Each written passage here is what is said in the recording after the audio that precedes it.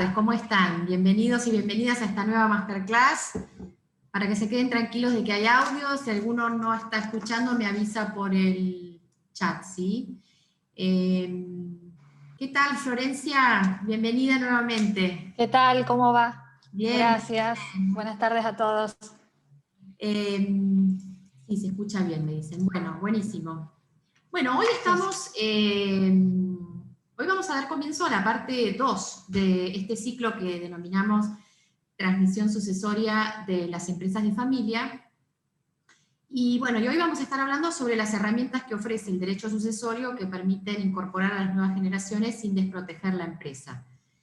Vamos a estar hablando de pactos sobre herencia futura, el concepto, condiciones de existencia, caracteres, prohibición genérica, sanción ante el incumplimiento de la prohibición, y pactos sucesorios permitidos, un tema relativo a las mejoras, mejoran el acto de la donación, mejoran la partición-donación por ascendiente, transmisión de bienes a legitimarios con reserva de usufructo o uso, etc. Y el caso particular de la mejora en favor del heredero con discapacidad. Y por otro lado, bueno, otros pactos sobre herencia futura permitidos, que son partición, donación por ascendiente, pacto renunciativo de las acciones sucesorias futuras, pactos de familia, especial referencia a su instrumentación. Florencia es abogada litigante, egresada de la Universidad Nacional de Rosario, especialista en Derecho Sucesorio de la misma universidad, co-coordinadora y docente estable en la carrera de especialización en Derecho Sucesorio de la Universidad de Rosario, docente de grado de Derecho a las Sucesiones y Derecho de las Familias de la misma universidad y doctoranda también en la Universidad de Derecho de la Universidad de Rosario. Muy bien.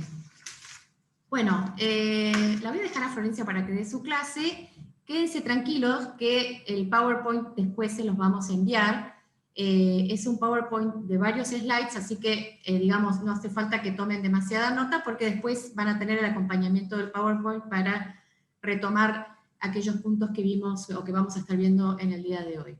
Así que no hace falta que me lo pidan, yo se los voy a mandar por defecto a todos los inscriptos, tanto este como el PowerPoint anterior, y lo que voy a hacer es esperar a que terminemos el ciclo y les mando los 3 PowerPoints si están de acuerdo. Si hay alguien que necesita con urgencia antes, se lo mando, no hay problema. Muy bien, me voy a silenciar y te dejo, Florencia. Yo voy a tener... Te pido, Irene, que compartas, sí. Sí, entonces... Gracias. Gracias, Irene. Bueno, buenas tardes a todos, gracias por estar conectados para compartir esta tarde.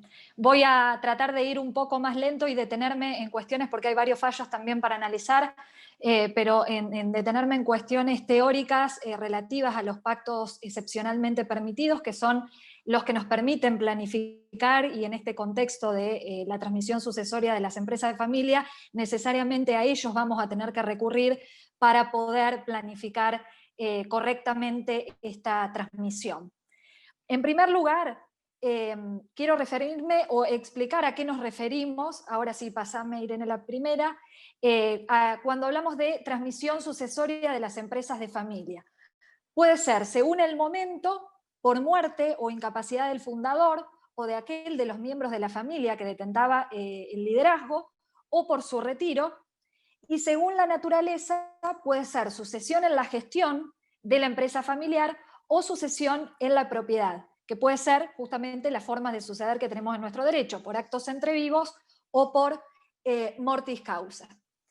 Hay que tener en cuenta una cuestión que diferencia a las sociedades de familia de las sociedades anónimas abiertas, ¿sí? Por lo general las sociedades de familia cerradas. ¿Qué es lo que ocurre? Que no se encuentra disociada, como en las abiertas, la gestión de la propiedad, ¿sí? Porque generalmente recaen en la misma familia o en el mismo grupo familiar, tanto la gestión de esa empresa como la propiedad de la misma. Se debe dar solución, en primer lugar, para continuar la empresa como unidad de producción, para que no deje de funcionar en lo posible ni un solo momento, y a la conservación, de modo que el fenómeno sucesorio no aboque con la disolución o la liquidación de esa empresa.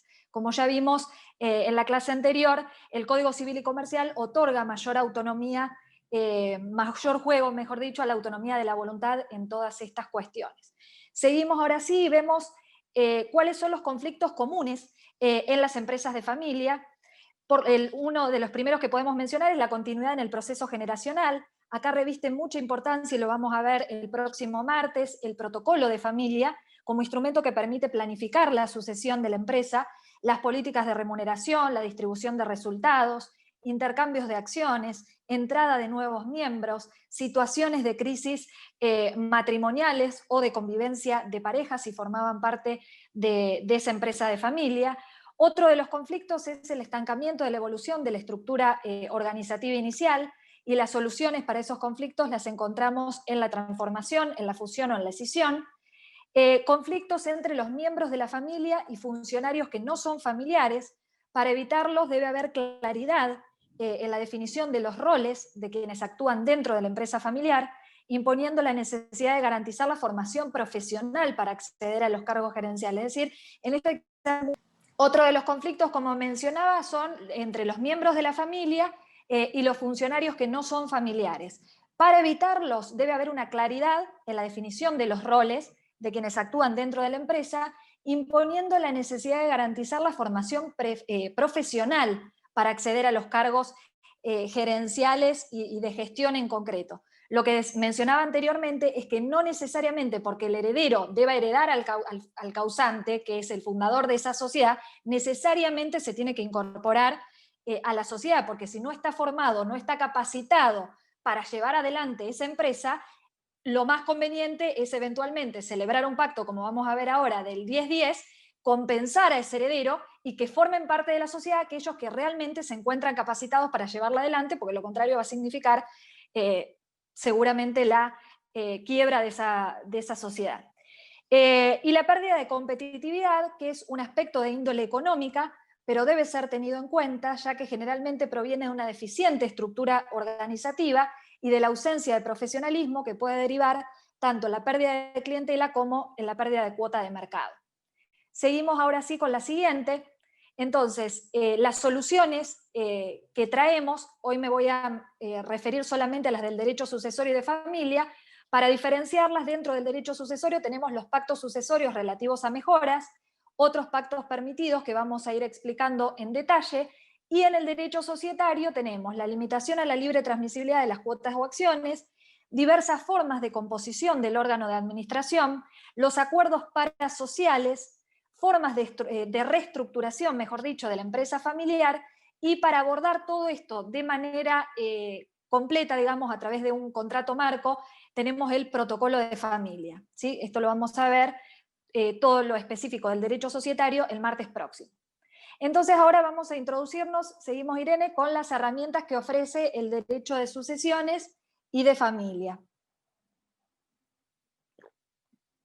Y ahí tenemos necesariamente que hablar de los pactos sobre herencia futura, y acá les traigo la definición de Guastavino, que es el libro clásico que él tiene sobre pactos sobre herencia futura. ¿Qué es el pacto sucesorio?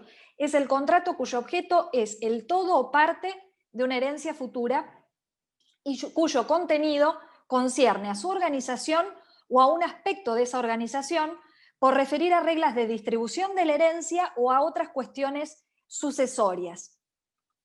¿Cuáles son las condiciones de existencia de los pactos sobre herencia futura? Se debe tratar en primer lugar de una sucesión no abierta, es decir, la persona respecto de la cual yo estoy programando la sucesión, es decir, el futuro causante debe estar vivo, ¿sí? El objeto del contrato debe ser el todo, una parte o un objeto particular de esa sucesión futura, y el contrato debe realizarse en virtud de un derecho hereditario, es decir, las partes deben contratar como futuro causante y como futuros herederos con derecho eventual sobre esos bienes, ¿sí? No así si el objeto refiere a otro título que no sea el de futuro causante y el de futuro heredero. Otra de las características singulares de estos contratos es que atribuyen derechos eventuales. ¿Por qué? Como lo dice específicamente el 10-10 y lo decía Vélez también, el objeto de la atribución va a ser medido en la existencia, consistencia y modo recién al momento de la muerte de la persona que hace la atribución, ¿sí? ¿Cuáles son los caracteres de los pactos? Son bilaterales, en cuanto a convención es un acto jurídico bilateral, pueden ser onerosos o gratuitos según que la atribución del derecho se efectúe en consideración o no a la contraprestación de la otra parte, son al mismo tiempo intervivos, esto que parece contradictorio no lo es, son al mismo tiempo intervivos y mortis causa, porque la oposición se da entre actos intervivos y de última voluntad, como es el contrato y el testamento. Pero el pacto sobre herencia futura es al mismo tiempo intervivos y mortis causa. La primera da cuenta de la relación intersubjetiva que interesa a varias personas vivientes, y la segunda expresa que el objeto de la atribución ha sido como entidad medida recién al momento del fallecimiento de la persona. Son irrevocables, a diferencia del testamento, que es esencialmente revocable, y esta característica le pongo que no es absoluta. ¿Por qué? Porque vamos a ver que una de las posibilidades es la partición-donación por ascendiente, y en tanto donación puede ser revocada si se dan los requisitos que el código establece. Y otra de las características, y muy importante, es que están sometidos a las reglas de la legítima hereditaria. Estos son los caracteres entonces generales de los pactos sobre herencia futura. La regla, tanto en el Código de Vélez como en el nuevo, es la prohibición, ¿sí? Lo establece el 1010 en la primera parte, lo establece el 2286 y lo establece el 2449. Yo no puedo renunciar, por ejemplo, a la legítima futura, ¿sí? Solo lo puedo hacer una vez producido el fallecimiento del causante, ¿sí? Y no puedo contratar sobre una herencia futura, salvo las excepciones expresamente permitidas por el Código. Entonces, si se realiza un pacto sucesorio prohibido, la sanción es la nulidad absoluta. ¿Por qué? Porque por violación expresa del objeto de los contratos, por vulneración del orden público sucesorio. Y tengan en cuenta, y lo vamos a ver después cuando ustedes vean el fallo en profundidad, yo ahora les traje más extractos del caso que les comentaba del fideicomiso de la semana pasada, que es inconfirmable esa nulidad, ¿sí? Por acto de las partes. O sea, puede ser solicitada, incluso el juez la puede declarar de oficio, y las partes no pueden confirmar un acto que está sujeto a esta nulidad absoluta. Analicemos entonces este fallo, que es el que ya les había mencionado en los sumarios la semana pasada. Es la nulidad de un fideicomiso de administración de la Cámara de Necochea. ¿Qué es lo que ocurrió acá? En el caso se constituyeron dos fideicomisos con una duración de 30 años, y en la vigencia de los mismos se produce el fallecimiento del fiduciante a los 79 años de edad y a los 5 años de celebrado esos contratos. De este modo, una parte sustancial de los bienes de esa persona quedaron afectados a los fideicomisos celebrados mediante dos escrituras. Ello según surge de los bienes que obviamente fueron denunciados después en la sucesión, es decir, la sucesión prácticamente se había quedado sin bienes porque todos habían pasado a ese fideicomiso de administración. De estas actuaciones surge que por el fallecimiento de Oscar, no sé cuántos, fueron declarados como únicos y universales herederos sus dos hijos y su cónyuge supérstite, a quien también se le declara heredera en cuanto a los bienes propios del causante. Se determinan cuáles eran los bienes. En fecha 3 del 9 del 2012 se produce el fallecimiento de la cónyuge supérstite, dándose trámite al su expediente sucesorio también. Fíjense que ahí había sucesión ab intestato y testamentaria, ofrecido por las partes como prueba instrumental. Dice, en el marco de las citadas actuaciones se declaran también únicos y universales herederos a sus dos hijos, que eran los que habían sido en dos se declaró en este caso válido el testamento por la porción disponible otorgado por la causante, en el que se instituye como herederos a sus nietos. En los fideicomisos que también habían realizado, también los destinatarios finales de los bienes eran los nietos y no los hijos, que tenían el llamamiento en primer lugar. Bueno, lo que dice la Cámara, que contextualizado como estaba el tema del fideicomiso, ¿qué pasó? Fueron afectados la mayor parte de esos bienes de la persona al fideicomiso y obviamente excluidos de la sucesión. Dice, el análisis teleológico del contrato y el examen acerca de la existencia de un verdadero fiduciario que no solo tenga el nombre de tal, o que sea un títere o una pantalla, permitirá saber qué se busca con él en realidad, si la obtención de la finalidad económica que aparentemente se establece como objeto del contrato, o la eliminación por esa vía de restricciones o requisitos vinculados al cumplimiento de normas de orden público. Dice, el fideicomiso no existe en función de sí mismo, sino de otro contrato o relación negocial, por lo que el juzgamiento de cada contrato en su onerosidad, licitud y demás, deberá hacerse en base a esa finalidad. Como ya les mencioné en los sumarios entonces la semana pasada, que resuelve la Cámara que revoca, seguimos Irene, la sentencia de primera instancia que había rechazado la demanda de nulidad porque los contratos de fideicomiso atacados afectan el orden sucesorio, ya que surge como finalidad expresa la de constituirse un fideicomiso de administración con la particularidad de la percepción de la totalidad de los frutos y rentas por los beneficiarios de primera. Vamos a ver ahora entonces los pactos sucesorios permitidos. Menos mal que me pasó ahí y no ahora cuando empiezo a analizar esto que es sumamente complejo. Vamos a hablar en primer lugar de los pactos relativos a mejoras, ¿sí? Y en primer lugar yo les tengo que explicar qué es la mejora. En realidad la mejora es darle de más, darle un plus a alguno de los herederos forzosos. Y la regla es que se debe hacer ¿de qué manera? Por testamento, ¿sí? Solo la mejora es testamentaria, tanto en Vélez como en el Código Civil y Comercial. Excepcionalmente, ustedes van a ver que las mejoras por actos entre vivos son pactos sobre herencias futuras que están excepcionalmente permitidos. Y acá yo se los menciono a los pactos relativos a las mejoras y los vamos a ir analizando uno por uno en particular. En primer lugar, vamos a analizar la mejora en el acto de la donación.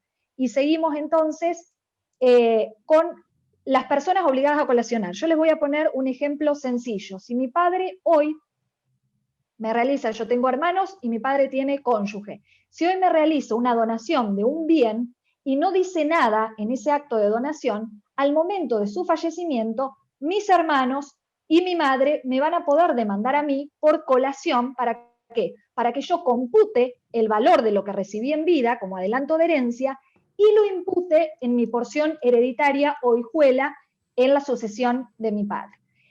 Al momento de producir, obviamente que esta acción se entabla al momento de producirse recién el fallecimiento, y a ese momento son acciones que son divisibles y renunciables, ¿sí? Es decir, puede ser que me demande uno de mis hermanos y el otro no me demande, o que ninguno me demande, pero la regla es que lo que se dona, ya vamos a ver que además hay otras liberalidades que son colacionables, no solo las donaciones. Si no dice nada en ese acto de donación, se entiende como adelanto de lo que a mí me correspondería al tiempo de su fallecimiento. El propio código ahora, en el 2385, les dice que los descendientes del causante y el cónyuge supérstite, fíjense que solamente habla, no los menciona como legitimados a los ascendientes, que concurren a la sucesión intestada, deben colacionar a la masa hereditaria el valor de los bienes que les fueron donados por el causante, excepto dispensa o cláusula de mejora expresa en el acto de la donación o en el testamento. Obviamente que va a haber mejora en el acto de la donación y por ende pacto sobre herencia futura excepcionalmente permitido si lo hace en el mismo acto de la donación. Es decir, en el ejemplo que yo les daba, si mi papá dice, bueno, le dono tal inmueble a Florencia, pero quiero que ese inmueble se impute a la porción disponible que yo tenga al momento de mi fallecimiento a título de mejora, en realidad, ¿qué es lo que está haciendo? Me está mejorando, me está dando de más dentro de los límites de su porción disponible y yo voy a estar, me está dispensando de esa obligación de colacionar. Fíjense que a la inversa, lo que dice aquí es que lo que se legue, la última parte del 2385, al descendiente o al cónyuge, se considera realizado a título de mejora, excepto que el testador haya dispuesto expresamente lo contrario. Ahí se invierte la regla. Esto en Vélez, ¿cómo estaba establecido? En Vélez lo que teníamos era el 1805, que se los voy a mencionar, que decía que el padre y la madre o ambos juntos pueden hacer donaciones a sus hijos de cualquier edad que estos sean. Cuando no se expresare a qué cuenta debe imputarse la donación, entiéndese que se echa como adelanto de la legítima. Entonces, interpretado ese artículo a contrario sensu, la doctrina decía, bueno, si yo no digo a qué cuenta se imputa, es como adelanto de herencia y por lo tanto colacionable, lo que sí puedo decir es que lo imputo específicamente a la otra porción, que es la porción disponible, y por lo tanto a título de mejora. Y ahí se admitía excepcionalmente esa mejora por actos entre vivos. Ahora está reconocida expresamente en el 2385.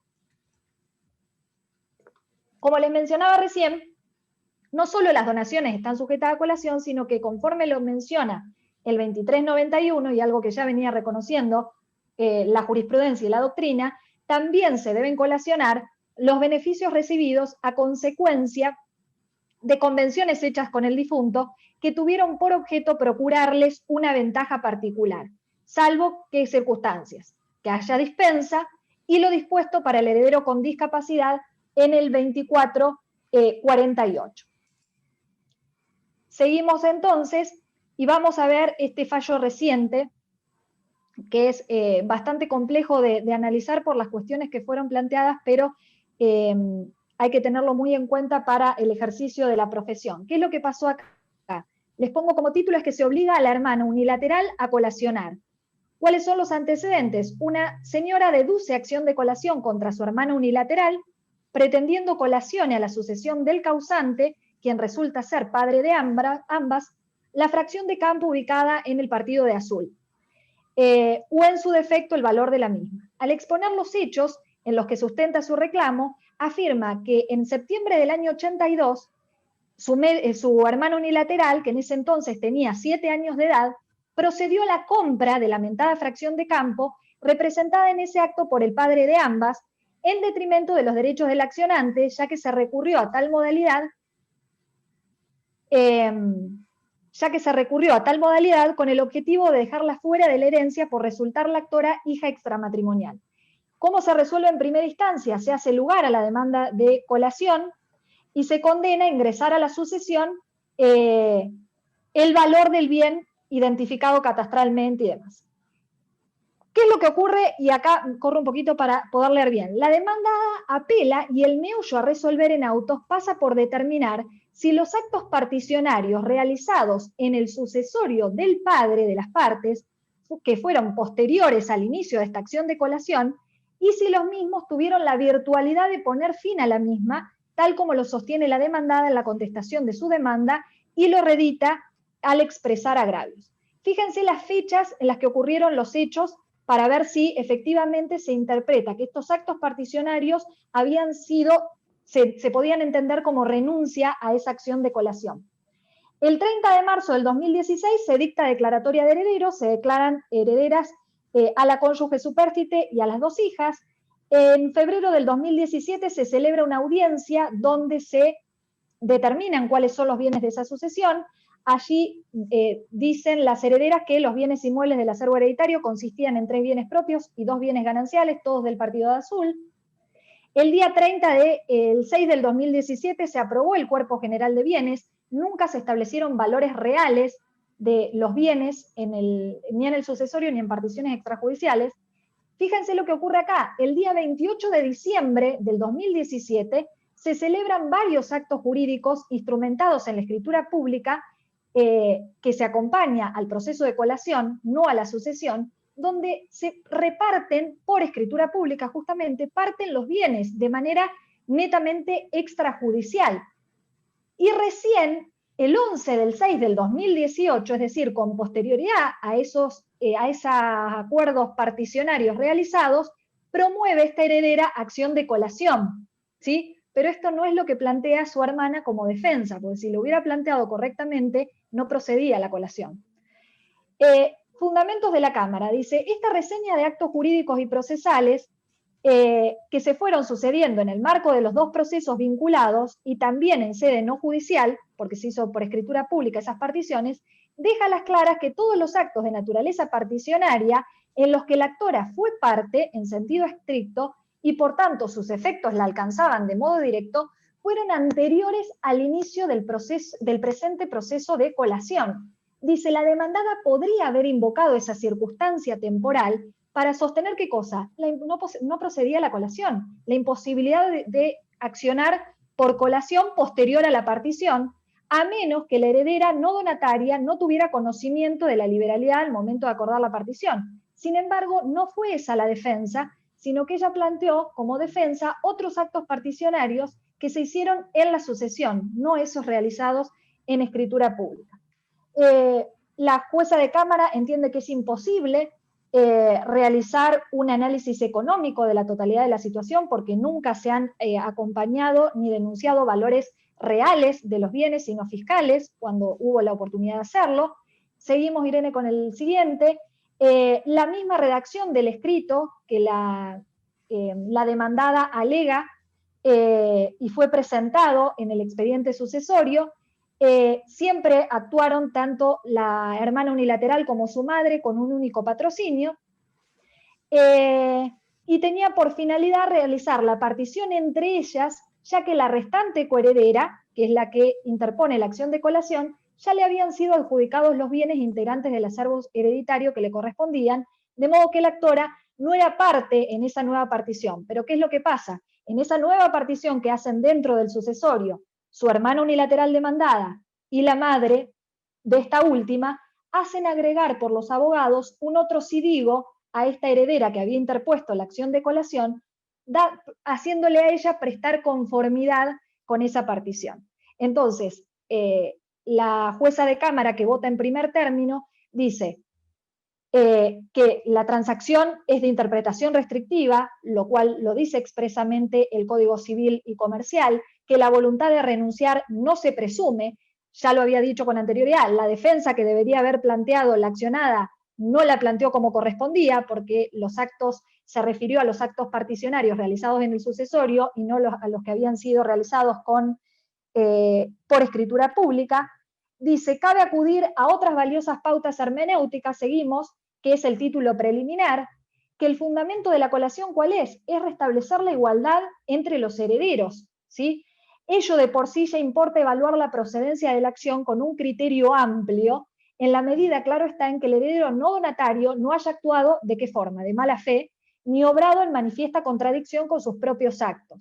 A ello se suma que en el caso de Autos, lo que mencionaba al principio, todo permite inferir que esa igualdad pretendió ser alterada por la condición de hija extramatrimonial, no reconocida por la parte actora, quien tuvo que interponer el juicio de filiación en el año 94, y además tal inferencia se robustece si tenemos en cuenta que el causante también otorgó testamento, por el cual legó su porción disponible, como mencionábamos recién, que se interpretaba como mejora, a su esposa, y previó que si ésta no quisiera o no pudiera aceptar la herencia, la beneficiaria sería su hija, obviamente tenida en ese matrimonio. Entonces, la Cámara de Azul, fíjense, este fallo es muy reciente, es de julio de este año, confirma, pero con otros fundamentos, la acción de colación interpuesta por esta hermana unilateral en contra, obviamente, de su hermana, y la obliga a colacionar el valor del bien que ella había recibido por esa donación, obviamente, simulada, que había comprado su padre en su beneficio cuando ella tenía 7 años.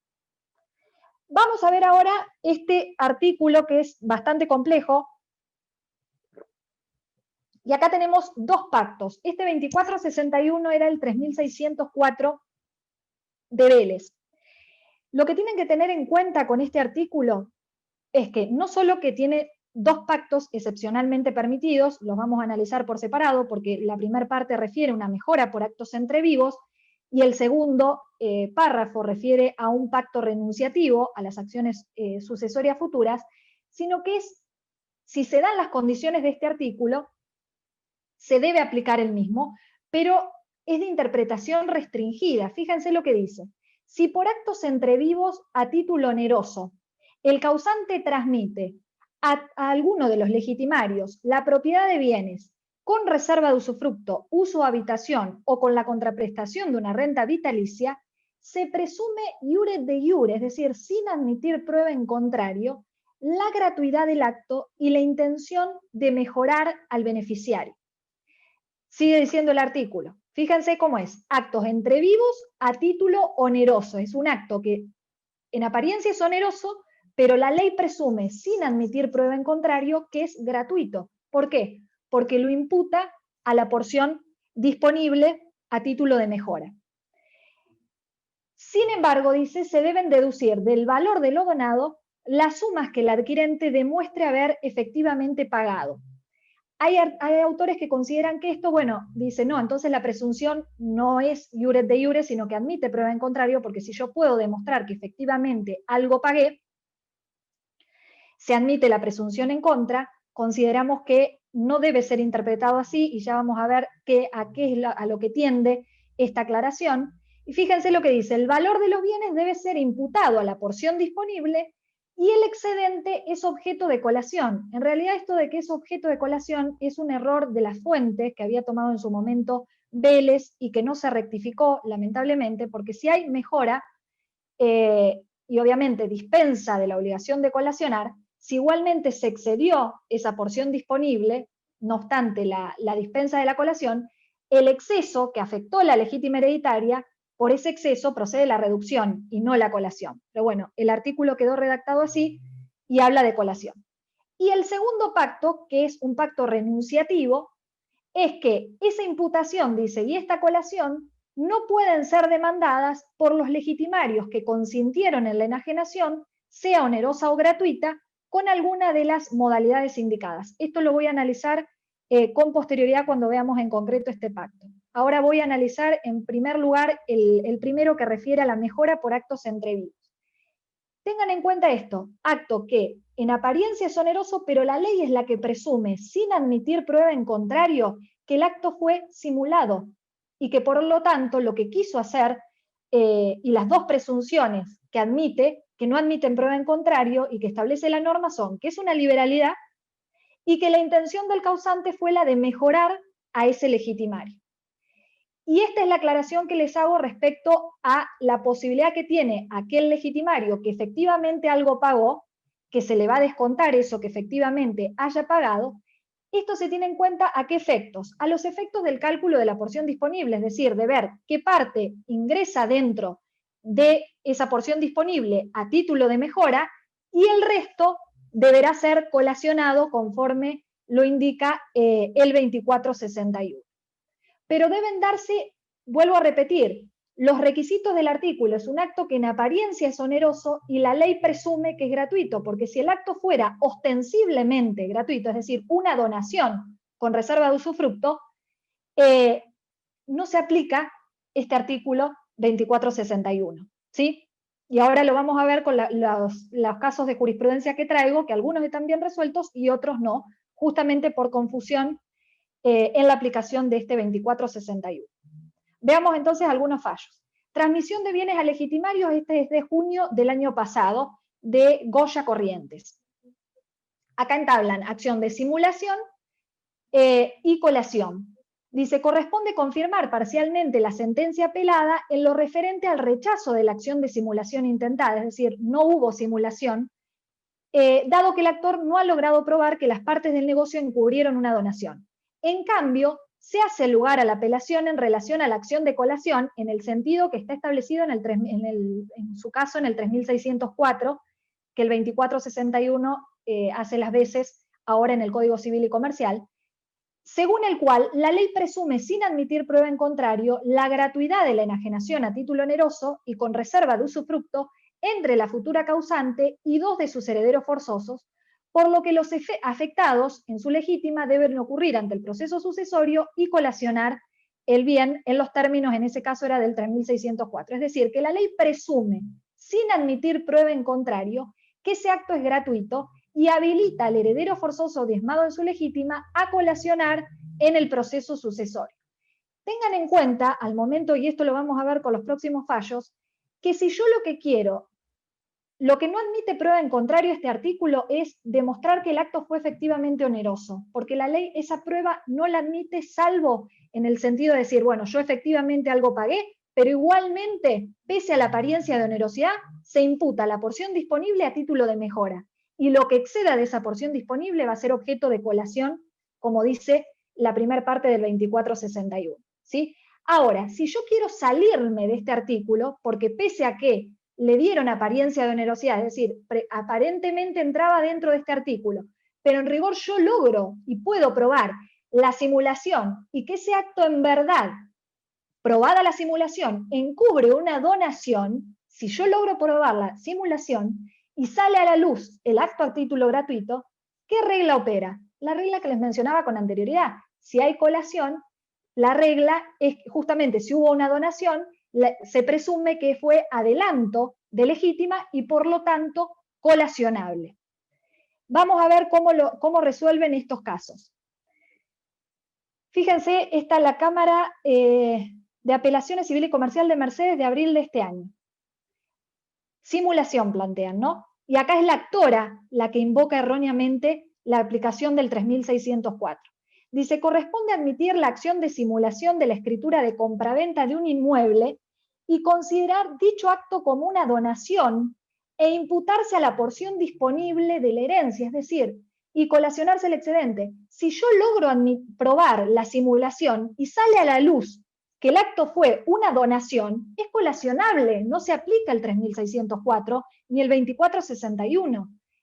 Realmente, o sea, no solo que está mal resuelto, porque fue la propia parte la que invoca erróneamente la aplicación al caso del 3604, pero la Cámara, aplicando correctamente el derecho, debió advertir que, probada la simulación, y que el acto que ocultaba esa simulación era una liberalidad, ¿qué aplico? La regla, liberalidad colacionable. No aplico el 3604 o el 2461, que son normas de excepción. Fíjense este otro, que es de la Cámara Nacional Civil, que habla de dispensa tácita de la obligación de colacionar. Antecedentes, dice, la actora demanda bien, inicia proceso de colación contra los accionados a fin de que reintegren a la masa el único bien inmueble, el valor, en realidad, que integra el sucesorio, que era la abuela del que acciona, y en su defecto y subsidiariamente solicita la admisión de la acción de reducción. ¿Sí? En el escrito inicial, la reclamante manifestó ser la hija de José B., quien falleció con anterioridad a su madre, que es la causante en la sucesión conexa, y destacó su calidad de heredera por derecho de representación. Aclaró que en igual situación se encuentran sus primos o demandados, quienes también son herederos de la causante por derecho de representación de su padre Pedro B., fallecido asimismo con anterioridad a la causante. Indicó que además hereda a MG el único hijo que le sobrevivió, que era tío de las partes en este proceso. Dice que tras fallecer su abuela paterna, toma conocimiento de que había efectuado una donación con reserva. Donación. Fíjense acá, de ninguna forma podría haber dispensa tácita, como es el 3604 y el 2461, primera parte. ¿Por qué? Porque era una donación con reserva de usufructo. ¿A dónde está la apariencia de onerosidad del acto? Era donación ostensible con reserva de usufructo. A sus primos le hace esta donación de la única vivienda, estableció el valor y demás. Los demandados contestan la demanda, oportunidad en que destacaron que había contradicción. En realidad no hay contradicción porque ellos primero plantean colación, que la colación opera en valores, y subsidiariamente plantean reducción. Y afirman que la donación efectuada por su abuela está sujeta a reducción por exceder la porción disponible de la donante. O sea, lo que procedía en este caso era reducción, solamente. Esgrimen que el cálculo debe hacerse no sobre el total, sino sobre el 80% del valor del departamento, tal como fue la voluntad de la causante, que hace la sentencia de primera instancia, hace lugar a la demanda de colación y condena a los demandados a colacionar en los autos el valor total del bien recibido, que eran $130.000, y se aclaró que la causante, interpreta la instancia de grado, no ha transmitido válidamente su porción disponible. Si ustedes se ponen a ver el contrato, MG, abuela de las partes intervinientes en el litigio, a través de la donación con reserva de usufructo efectuada bajo la escritura tal, imputó expresamente su porción disponible a favor de los demandados, lo que demuestra su intención de beneficiar a ciertos herederos por sobre otros. Todo el conflicto se produce a partir de la celebración. Fíjense lo que es esta escritura. Se hace una escritura de donación de la nuda propiedad con reserva de usufructo respecto del inmueble en favor de los nietos, porque su padre había prefallecido, y en la cláusula cuarta del instrumento la donante declaró que, conforme lo dispone el artículo 1805, estaba mal invocado ahí, expresa que la presente donación la efectúa compensando las atenciones materiales y afectivas recibidas por los donatarios. Fíjense, si es una donación realmente remuneratoria, tampoco procede la colación. Eventualmente procederá la colación en la parte que hubiera excedido esa justa retribución de los servicios prestados. Y hacen ir a ese acto de donación con reserva de usufructo a consentir a ¿quién? Al hijo vivo que tenía esta señora, queriendo invocar la segunda parte del 3604 como pacto renunciativo, cosa de que en este artículo, en este caso no iba. ¿Por qué? Porque el acto no tenía apariencia de oneroso, porque era ostensiblemente gratuito, era una donación con reserva de usufructo, o sea que ese consentimiento que había prestado su hijo que estaba vivo, no tenía ningún sentido darlo en ese acto. Fíjense cómo interpreta la Cámara. Acá la Cámara sola, la Cámara Nacional Civil, esto es de marzo de este año, la Sala H, dice que se aplica el 3604, norma que ninguna de las partes había invocado.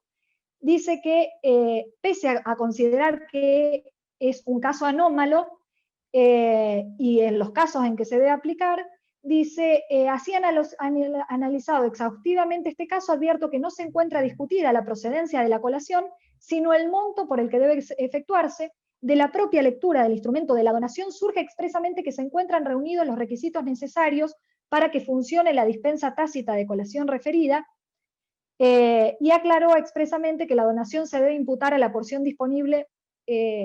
Aplica erróneamente la Cámara el 3604 porque el acto que se había realizado era una donación ostensible, por lo tanto, con reserva de usufructo, y se había imputado a la porción disponible, por lo tanto, si había excedido la porción disponible, en el exceso de esa porción lo que correspondía era que se hiciera lugar no a la colación, sí a la reducción, como efectivamente lo había planteado correctamente la parte actora.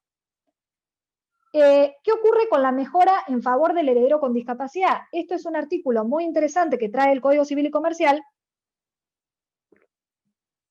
pero ojo, no siempre, ahí les pongo como pregunta, ¿siempre implica un pacto sucesorio? No. Vamos a tener que tener en cuenta de qué forma se realiza, porque el propio 2448 dice que se puede establecer esa mejora en favor del heredero con discapacidad, en donde yo puedo afectar la porción disponible más un tercio de las legítimas, del resto de los legitimarios, para aplicarla como mejora estricta en favor del heredero con discapacidad, que puede ser ascendiente o descendiente, no el cónyuge, por la modalidad que estime conveniente. Entonces, puede ser, incluso dice el artículo, mediante un fideicomiso. Entonces puede ser un fideicomiso testamentario, y obviamente no va a haber pacto sobre herencia futura, o puede ser por una partición-donación por ascendiente, en donde se establezca una cláusula de mejora, y ahí sí voy a tener un pacto sobre herencia futura excepcionalmente permitido, ¿sí? Entonces, tener en cuenta que esto no siempre implica un pacto sucesorio. ¿Cuáles son los otros pactos sucesorios excepcionalmente permitidos? Lo que hablábamos antes, y algo hicimos referencia en la clase anterior, la posibilidad de celebrar contratos entre cónyuges. Bueno, uno de los contratos que pueden celebrar los cónyuges es esta partición-donación por ascendiente. ¿Cuáles son los fines? Prevenir conflictos relativos a la formación de los lotes, logrando la pacificación familiar, permitir a los ascendientes dar a sus descendientes lo que necesiten o lo que crean más conveniente, según sus aptitudes y personalidades, evitando que la suerte decida la adjudicación de los lotes, proporcionar al ascendiente un medio de liberarse al llegar a cierta edad de las preocupaciones derivadas de la gestión patrimonial. ¿Y quiénes pueden efectuar esta partición por ascendiente? Lo establece el 2411. La persona que tiene descendientes puede hacer la partición de sus bienes entre ellos por donación o por testamento. Obviamente que vamos a estar en presencia de un pacto. Fíjense que se dan todas las condiciones de existencia de los pactos sobre herencia futura. Yo hoy decido partir actuando como futuro causante y como futuros herederos los bienes que tenga en este momento a través de un contrato de donación. Se dan todas las condiciones de existencia. Si es casada la persona, la partición de los bienes propios, ¿qué ocurre? Tiene que incluir al cónyuge porque conserva su vocación hereditaria respecto de esos bienes propios, y la partición de los gananciales solo puede ser efectuada por donación mediante acto conjunto de los cónyuges. Por eso es que yo la clase pasada mencionaba, bueno, una de las excepciones a esto de que los cónyuges bajo el régimen de comunidad no pueden contratar entre sí, es justamente la partición donación por ascendientes, porque acá este contrato perfectamente lo pueden realizar. ¿Qué tenemos que tener en cuenta con esto? Que hay elementos esenciales e inseparables, porque acá tenemos al mismo tiempo los requisitos propios del contrato de donación y a su vez de la partición de herencia. Entonces, por ser donación, en principio, ¿qué hace? Transfiere irrevocablemente el dominio a los donatarios, y ahí les hago un llamado con el 2420. ¿Por qué? Porque la partición por donación puede ser revocada por el descendiente con relación a uno o más de los donatarios en los casos en que se autorizan la revocación de las donaciones, y también en los supuestos de exclusión de la herencia por indignidad. Debe ser aceptada por los donatarios, también como contrato de donación, y a su vez, por ser partición, debe respetar la igualdad.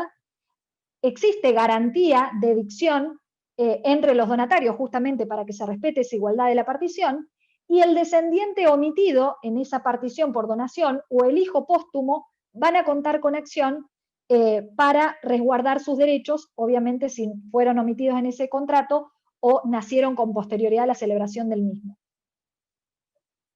Las reformas, ahora seguimos, que introduce el Código Civil y Comercial a esta figura, posibilita la inclusión del cónyuge en la partición-donación, habilitando una importante herramienta de prevención y protección, habilita la opción de donar solo la nuda propiedad, reservándose el usufructo, y permite, como consecuencia de la donación, recibir en contraprestación una renta vitalicia.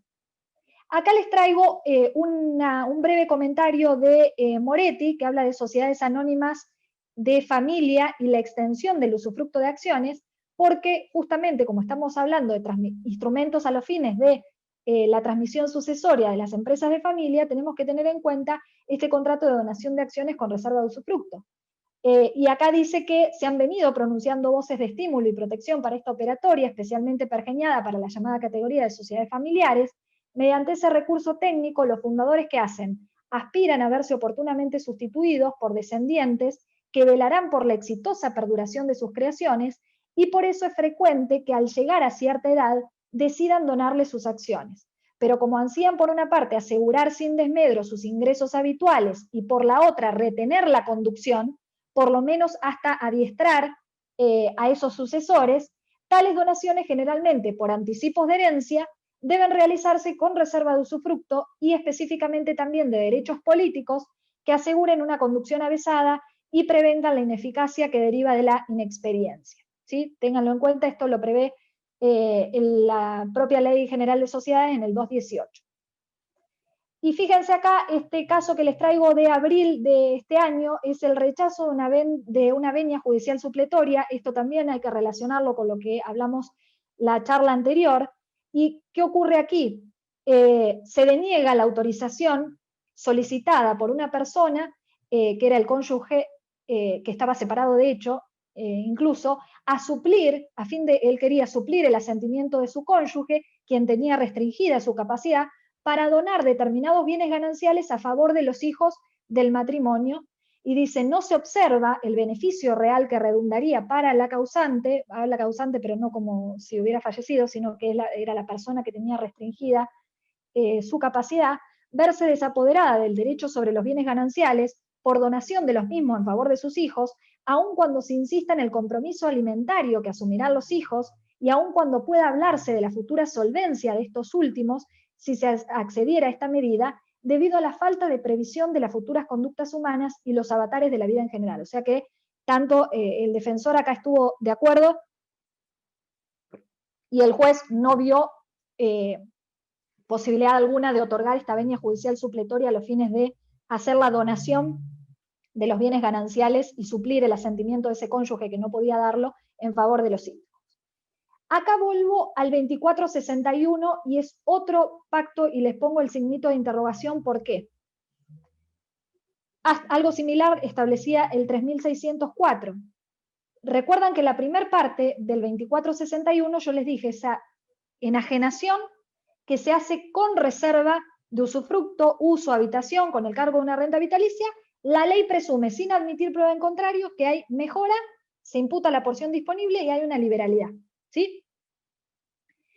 ¿Qué es lo que pasa en la segunda parte del artículo? Dice, esta imputación y esta colación, que les mencioné recién, dice, no pueden ser demandadas por los legitimarios que consintieron en la enajenación, sea onerosa o gratuita, con alguna de las modalidades indicadas. ¿Qué es lo que dice la doctrina respecto a este artículo? A este segundo párrafo.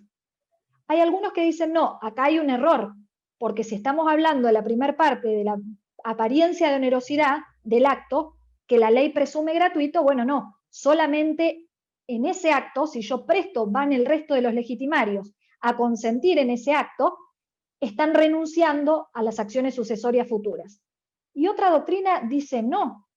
Si dice sea onerosa o gratuita, entonces si es una donación ostensible, esto no lo establecía Cibeles, si es una donación ostensible con reserva de usufructo que yo realizo en favor de uno de mis legitimarios y hago venir al resto a consentir en ese acto, están renunciando a las acciones sucesorias futuras. ¿Qué opina esta doctrina? Decir, bueno, estamos en un marco en donde se ha flexibilizado el orden público sucesorio, en donde, como yo comenté la charla pasada, al donatario, por ejemplo, se le establece la posibilidad de oponer como defensa para evitar la reducción o la acción reipersecutoria, el hecho de tener la posesión por 10 años del bien, cosa de frenar esas acciones de protección de la legítima. Entonces, esta norma es coherente en este sentido con una flexibilización del orden público sucesorio, del tráfico, del comercio y demás, y por ende no es un error, sino que, ojo, porque como la segunda parte dice que se puede prestar, se puede renunciar, digamos, y prestar conformidad en ese acto, ya sea oneroso o gratuito, si estoy en presencia de una donación ostensible con alguna de las modalidades, reserva de usufructo, uso, habitación, que es lo más habitual, por lo demás que pasa en la práctica, si va el resto de los legitimarios y consciente con ese acto, estaría renunciando también a las acciones sucesorias futuras. Esas son las opiniones que se plantean respecto de este artículo, ni que hablar ahora que entró en vigencia el proyecto que estaba de reforma al Código Civil y Comercial en materia de los artículos de protección de la legítima hereditaria. Vamos a analizar finalmente estos pactos de familia que son muy importantes a los fines de las empresas de familia, ya sean que estén constituidas bajo alguno de los tipos de la ley de sociedades o no.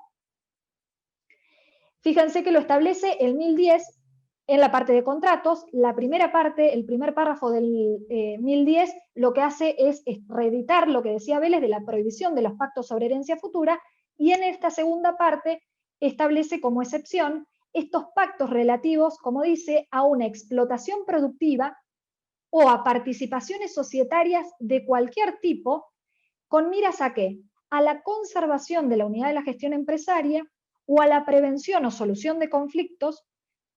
Pueden incluir disposiciones referidas a futuros derechos hereditarios y establecer compensaciones en favor de otros legitimarios.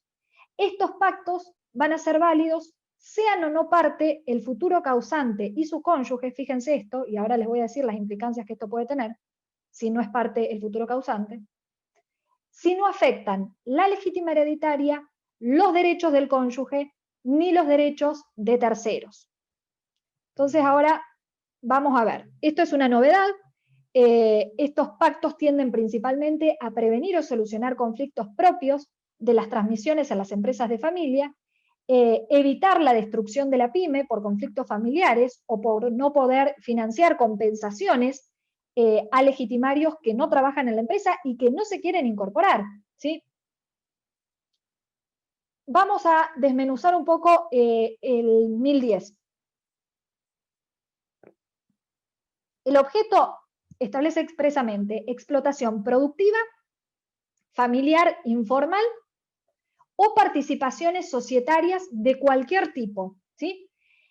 Pero no si el futuro causante tiene, por ejemplo, propiedades aisladas. En esos casos no podemos recurrir al pacto de familia del 1010. La finalidad, como lo dice el mismo artículo, conservación de la unidad de la gestión empresaria y la prevención y solución de conflictos. Recuerdan, y esto lo voy a relacionar después cuando vea la semana que viene, esto a los fines de la sociedad es un pacto ¿qué? Es un pacto parasocial. Entonces después voy a tener que ver cómo vinculo esto con el estatuto y con la sociedad para que justamente este pacto vincule y obligue a los socios de esa sociedad. Sujetos que intervienen, algunas opciones. El futuro causante, su cónyuge y todos los futuros herederos, el futuro causante y él o los herederos que participan de la explotación o de la sociedad con o sin el cónyuge, siempre y cuando se respeten los derechos del cónyuge. El futuro causante y los futuros herederos sin el cónyuge. Otra opción es los futuros herederos solos, y a esto le pongo un llamado de alerta, y ya les voy a explicar por qué. En cuanto al contenido, derechos hereditarios relativos a esa explotación productiva o a las participaciones sociales, compensaciones a otros legitimarios, es decir, el legitimario que no se quiere incorporar a esa sociedad lo puedo compensar. ¿Cómo lo debo compensar? Lo puedo compensar inclusive con bienes que sean propios de los herederos y externos a la sociedad y al haber hereditario o a las participaciones en concreto que vayan a entrar en esa futura sucesión. Es decir, yo puedo compensar a mi hermano que no quiere entrar en la sociedad con patrimonio personal que yo tenga. Mientras esté cubierta su legítima, esto va a ser válido, ¿sí? El límite, como les mencioné, la legítima, derechos del cónyuge y los derechos de terceros, y la forma, hay libertad de formas, y esto obviamente que este pacto de familia es un paradigma de los negocios conexos, ¿sí? Y ahora vamos a entrar a analizar bien cuestiones relativas a algunas aclaraciones, mejor dicho, en relación a la forma. Este pacto de familia puede ser celebrado como un negocio de ejecución inmediata. En este caso, sí o sí, debe intervenir el futuro causante. Es recomendable la instrumentación del pacto de familia como un contrato marco para evitar que la segmentación en diferentes negocios de transmisión. Y ejemplos de mecanismos de transmisión son los que les he mencionado con anterioridad: partición, donación por ascendiente, donación simple, cesión de derechos, fideicomiso de administración, o puede ser acordado como un negocio de eficacia pendiente, ¿sí? Y en este caso dicen los legitimarios, ¿qué hacen? Acuerdan entre sí, porque de eficacia pendiente, porque obviamente no interviene el futuro causante, que es el propietario de esos bienes.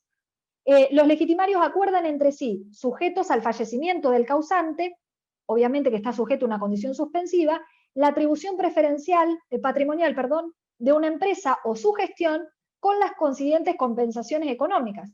¿Esto qué ocurre? Es muy riesgoso. Los otros días yo leyendo una ponencia de un abogado que es del derecho societario, decía, bueno, no, esto, si el causante, si se celebró un pacto entre los herederos y el causante no formaba parte de ese pacto, hablando del 1010, ¿no? Y luego el causante realiza y dispone mediante un testamento de todos los bienes que formaban parte de ese contrato de manera diferente, debo dar prioridad al pacto. Y me permito disentir con esa opinión, porque la persona, si no intervino, que es el propietario justamente, el futuro causante es el propietario de esos bienes, y no intervino en ese contrato, no lo obliga. Entonces, hasta el momento, por eso les pongo, esto es muy riesgoso. A lo mejor lo pueden acordar cuando ya lo habían planeado y el causante está enfermo y ya no pueden instrumentarlo de otra forma y asumen ese riesgo, pero tengan en cuenta de que si no interviene el causante, él puede seguir disponiendo hasta el momento del fallecimiento de forma diferente y totalmente contraria a lo que ellos hayan pactado en ese pacto de familia, sin su intervención, por testamento. Y obviamente que va a haber que darle prioridad a esa disposición de última voluntad. Entonces, tengan en cuenta de qué forma se pacta para los riesgos en una y otra formalidad. Y por último, los pactos de convivencia. Esto también tengan en cuenta la posibilidad de celebrar pactos y la conveniencia de celebrar pactos en las uniones convivenciales. Ahora vamos a ver mínimamente, les pongo ahí como interrogante, si constituyen necesariamente una liberalidad. Como les mencioné en la charla anterior, aquí rige el principio de la autonomía de la voluntad con determinadas restricciones que están en el piso mínimo de protección del cual hablamos la semana pasada. Dentro del contenido del pacto, que es una enumeración no taxativa, pueden pactarse la división de los bienes obtenidos por el esfuerzo común. En caso de ruptura de esa convivencia, se puede pactar, por ejemplo, una compensación económica por el desequilibrio que pueda sufrir alguna de las partes al momento de, o no, porque en realidad si está pactado surge esa obligación del pacto, independientemente de que se pruebe o no el perjuicio sufrido como consecuencia de la ruptura. Los límites lo encuentran en el 515, que son el orden público, la igualdad y los derechos fundamentales de los convivientes. Estos pactos deben ser publicitados en los registros que correspondan a los bienes que impliquen esos pactos y en el registro de donde se ha inscrito esa unión convivencial, y la distribución de los bienes por el cese, que lo prevé el 528. Por regla, estos pactos no pueden ser agredidos. Imagínense que si se celebra un pacto y fallece alguno de estos miembros de esta unión convivencial, este pacto obliga a los herederos. Y por regla, yo no puedo entender que es una liberalidad. Si yo quiero probar que ese pacto realizado por mi papá con su conviviente, justamente hay en el fondo una liberalidad que afecta la igualdad en mi caso como heredero, o la porción legítima, lo debo probar. No se presume la liberalidad, sino que se debe probar, ¿sí? Entonces, hasta aquí las cuestiones vinculadas con el derecho de familia. Me extendí un poco más, pero bueno, con todos los cortes, espero haber sido clara, porque en algunos momentos me he perdido un poco. Pero bueno, estoy abierta a las consultas que me quieran hacer, porque son temas complejos los pactos sucesorios. Gracias, Florencia.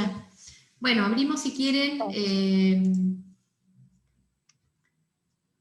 Muy buena exposición, excelente, muchas gracias. Lo de siempre, Flor. Gracias, yo pido disculpas. Bueno, no, pero la verdad que hoy fue, sí, pero no me gustó, la verdad, porque bueno, más allá traté de seguir y todo, pero bueno, son cosas que son independientes de uno, pero bueno, obvio, y así lo entendieron y se quedaron. Bueno, así que gracias. Agradezco también la paciencia, no hay drama, se sabe que es así. Bueno, no sé si va a haber preguntas, es que es mucha información la que acabas de brindar, entonces yo creo que quedan como que tienen que digerir lo que acaban de escuchar, y no sé si les da... No sé si les da tiempo de pensar en alguna pregunta, pero bueno. La otra vez, yo si querés respondo algo que había quedado la otra vez de la charla anterior, que vi que alguien había preguntado respecto de una simulación, si se enteraban del acto de simulación en vida, cuándo se podía plantear.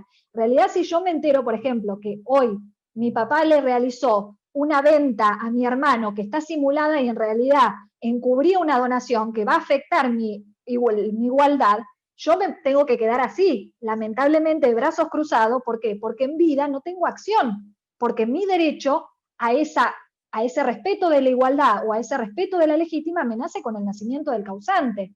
Entonces son acciones que en vida, pese a que digo esto, se han interpuesto y veremos cómo se resuelven, espero que de la manera correcta, pero es algo que en vida yo no lo puedo plantear pese a que tome conocimiento. ¿Por qué? Porque ese derecho al respeto de la igualdad o a la afectación, en su caso, de la legítima, me nace cuando murió el causante y yo adquirí como consecuencia el carácter de heredero. Antes no lo tengo. Había habido un comentario, lo estoy tratando de encontrar. Olga había dicho, entre los 4 artículos modificados esta semana se modifica el 2386, cambian reducción del exceso por colación. Bueno, ahí yo allá adelanté opinión en un artículo que comenté para Microjuris. Díganme el artículo.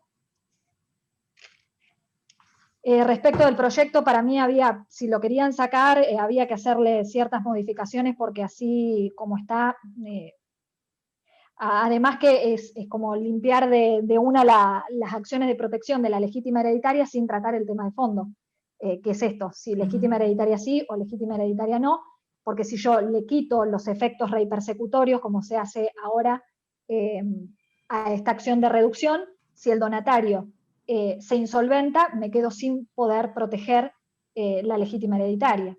Si bien entiendo que está en sintonía con la amplitud que hay y la flexibilización del orden público sucesorio y demás. Pero, por ejemplo, en el 23 me dijo 2386. 2386. Eso, bueno, eso es una lástima realmente que se haya modificado, porque es algo que el Código Civil y Comercial había venido a, espérenme que lo busque acá, a resolver un problema que se había planteado en la doctrina y en la jurisprudencia, que es cuando, dice el artículo, la donación hecha a un descendiente, dice donaciones inoficiosas, ¿sí? La donación hecha a un descendiente o al cónyuge, cuyo valor excede la suma de la porción disponible más la porción legítima del donatario, aunque haya dispensa de colación o mejora, está sujeta a reducción por el valor del exceso. Es decir, si la liberalidad, la donación que se hizo excede la porción disponible y además la porción legítima individual que a mí me correspondía, si hay a su vez cláusula de mejora, colación no procede justamente porque está dispensado de la obligación de colacionar. Y el excedente de esa liberalidad que afectó la legítima, ¿sí? Sí o sí la acción que procede es la de reducción, porque la colación tiene otra finalidad que es la de restablecer la igualdad. La acción que procedía, por eso yo digo, modificar esto es volver a reeditar toda una discusión que había en la doctrina y la jurisprudencia que el Código Nuevo vino a salvar. Lo que sí se podría haber agregado, dejar la acción de reducción y decir, bueno, que siempre se le otorgue la posibilidad de compensar o, digamos, de pagar la afectación de la legítima en dinero, cosa que el propio Código Civil y Comercial ya admitía, pero no modificar la acción porque la acción de colación tiene otra finalidad. Pero bueno, yo no me quiero extender en esto porque ya había emitido opinión y las previsiones de qué pasaba en ese comentario que hice del proyecto para microjuris, pero en el fondo es un debate de hace años que está obviamente llevado por los colegios de escribanos y demás, de dar seguridad a los títulos de donación, sin tener en cuenta que el vicio que afecta y la vicisitud que afecta a la donación inoficiosa no es la nulidad, sino la resolución, porque ab initio el acto es perfectamente válido. Recién al momento del fallecimiento del causante se va a calcular la masa para ver si estuvo afectada la legítima y se va a poder determinar. Entonces, si no había coordinación entre esas normas, yo no veo que se pueda considerar al tercero como adquirente de buena fe y a título oneroso, porque el acto está sujeto a una resolución, no a una nulidad. Perfecto. Bueno, ¿querés contarles así brevemente el martes que viene la tercera parte sobre qué va a tratar? Así... La tercera parte, algo ya les resumí acá, son cuestiones específicas más de derecho societario, que yo hice la especialización en derecho empresario, pero no es el área de mi especialidad, pero sí tratar de vincular las herramientas que ofrece el derecho societario vinculadas con estos contratos, pactos sobre herencia futura excepcionalmente permitidos y cómo los podemos abordar de manera integral en el protocolo de familia a los fines de prever todos estos conflictos, porque ya les voy a traer fallos también de que esto a lo mejor se cree que lleva mucho tiempo y es así, y es un trabajo interdisciplinario poder planificar todo esto de la transmisión sucesoria de las empresas de familia, pero si las partes supieran lo que tienen que estar en años litigando, a lo mejor por impugnar un acuerdo asambleario o lo que fuera, porque las decisiones no se tomaron como correspondía, sin respetar las mayorías, porque falleció uno de los cónyuges y demás, se darían cuenta que a lo mejor planificando unos meses o un año se evitan conflictos de muchísimos años en los tribunales. Buenísimo, súper interesante el tercer tema. Con ese cerramos el ciclo de transmisión sucesoria de las empresas de familia, que bueno, ya en realidad estamos casi llegando a los últimos Zoom, les aviso, van a tener que esperar después al año 2021, porque estamos todos un poquito cansados. Pero bueno, sepan que los que están inscritos a lo que fue la clase pasada y la clase de hoy, entran con el mismo link, con el mismo ID que les enviamos, así que ya están, para nosotros ya están considerados inscritos, así que no va a haber problema, no van a tener que hacer nada como para estar presentes la semana que viene, más que ingresar al Zoom como hicieron hoy. Nos pueden compartir el link de su publicación. Se los añado junto con el PowerPoint, ¿sí? Porque ahora no lo tengo en este momento, pero lo puedo enviar al artículo como parte del material complementario que, bueno, que tiene que ver con el PowerPoint también. Florencia, gracias nuevamente. Gracias a usted y disculpen las cuestiones técnicas de hoy, pero bueno, muchas gracias. No pasa nada, nos reencontramos el martes que viene y muchísimas gracias. Buenas tardes para todos y todas. Chau, chau. Chau, chau. Hasta luego.